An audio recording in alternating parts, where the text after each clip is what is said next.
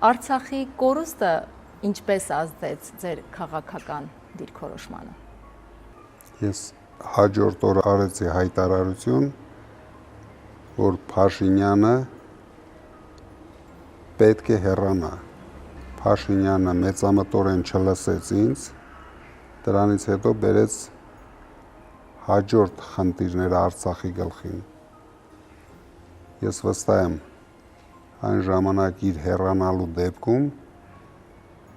մենք հիմա կունենայինք հայկական Արցախ։ Ուժեղ Հայաստան հնարավոր է առանց Արցախի։ Մենք ուժեղ Հայաստանը նայում ենք որպես բոլոր հայերի ապահով տուն, թե արցախցիների, թե սփյուռքահայության համար, դրա համար արվելու է ամեն ինչ, որ բոլորը զգան, որ ունեն ապահով տուն։ Եվ համատարած այս ագրեսիայի, արցախցիների նկատմամբ ատելության, նոր ալիքի այս ֆոնին, ինչ ուղերձ ունի ազգային բարերարը իր հայրենակիցներին։ Շատ լուրջ ուղերձ ունեմ։ Պետք է ուշադիր լինել, պետք է մեկ օր շուտ ազատվել ներկա իշխանություններից։